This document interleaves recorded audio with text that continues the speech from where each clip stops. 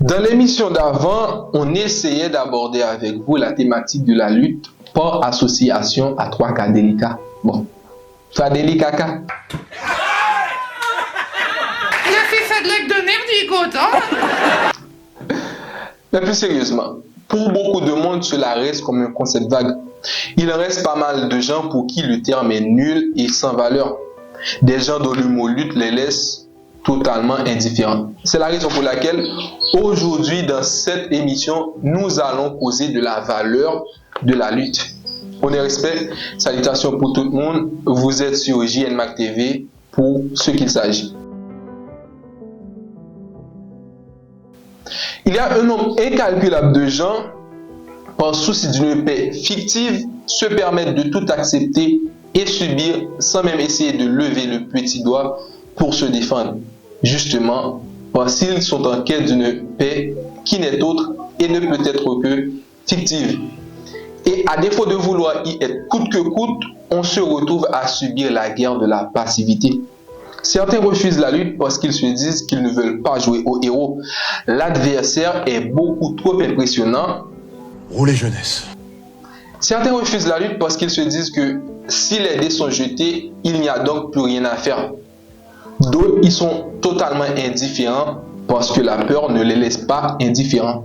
La peur de la mort, évidemment, la peur de perdre, la peur de tout perdre, la peur vis-à-vis d'un tas de choses et surtout l'incertitude. Genre, si je me bats pour telle ou telle chose, suis sûr à 100% que mon combat ne sera pas vain. Face à tout ce qu'on vient d'énumérer, vous imaginez bien qu'une personne puisse regarder la lutte en face et dire « Roulez jeunesse ». Pour mieux amener ce sujet vers vous, on va prendre ensemble, pour commencer, trois considérations qui sont un peu factuelles. La lutte est liée à nous, même avant notre naissance. La lutte est un affrontement continuel. De la lutte, on est né. Par la lutte, on devient immortel. Premièrement, la lutte est liée à nous, même avant notre naissance.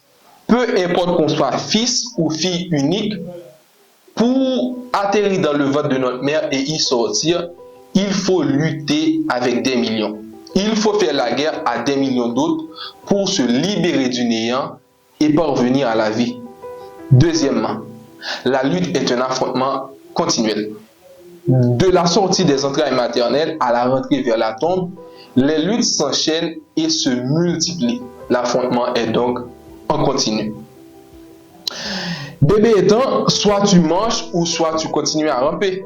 Le matin, soit tu sors du lit confortable pour aller batailler avec la vie, ou tu continues à faire grasse matinée en subissant la vie passivement et continuellement.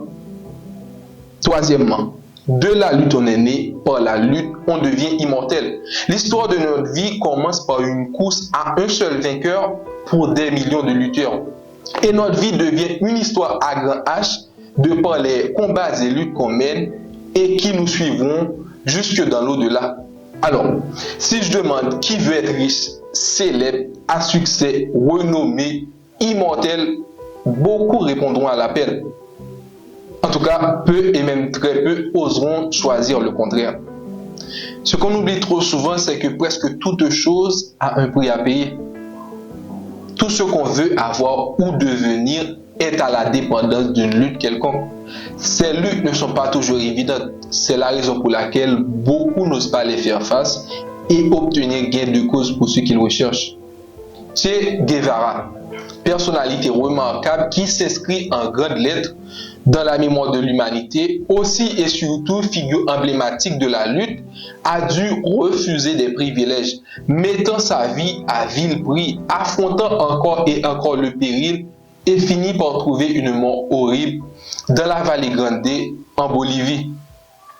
Doty, l'un des plus grands architectes de la plus grande des révolutions soldées par la victoire, figure de proue et initiateur du bois caïman, a dû affronter les dieux autoproclamés de son époque, en l'occurrence les colons français avec leur superbe et grande armée, et a fini sur le bûcher avec une mort infâme.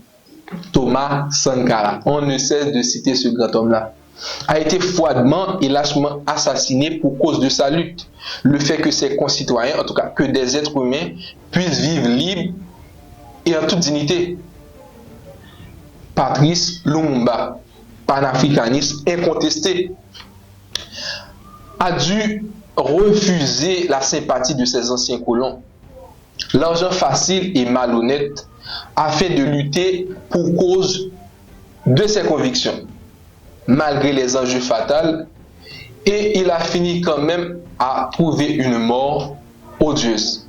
En avance, on arrête tout de suite les gens qui verraient une certaine corrélation sous-entendue entre la lutte et la mort, un mariage ne menant qu'à une issue fatale.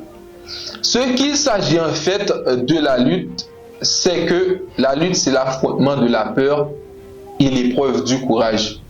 Comme le disait si bien le grand Madiba, le courage, ce n'est pas l'absence de la peur, mais la capacité à la surmonter.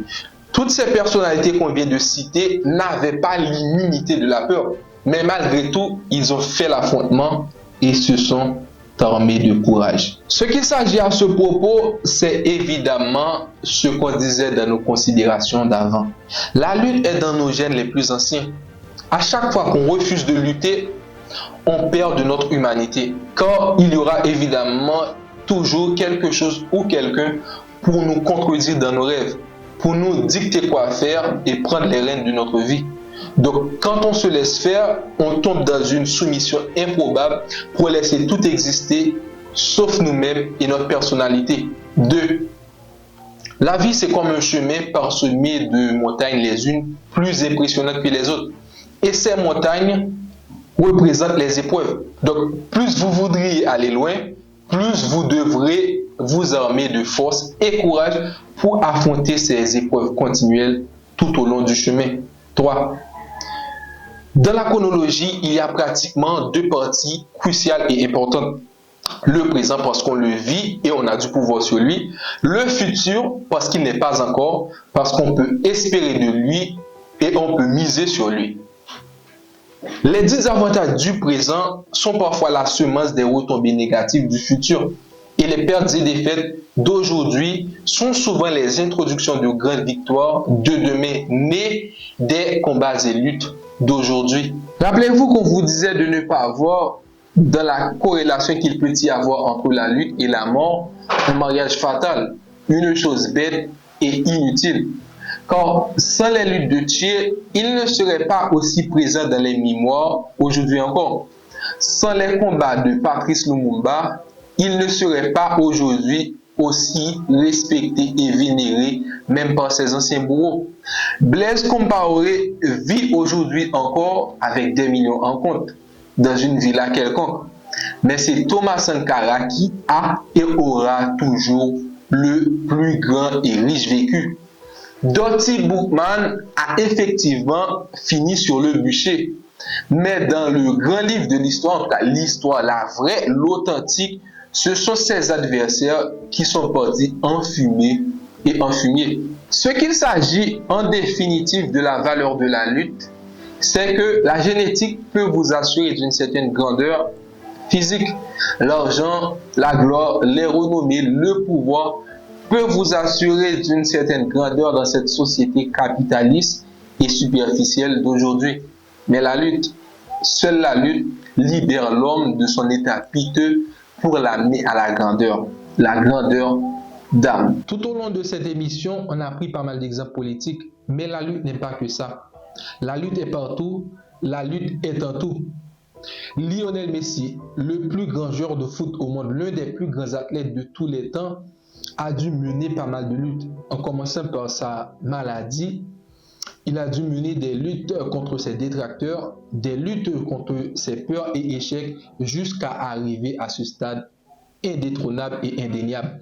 Bob Marley, qui peut être considéré comme une figure politique, a dû mener pas mal de luttes aussi.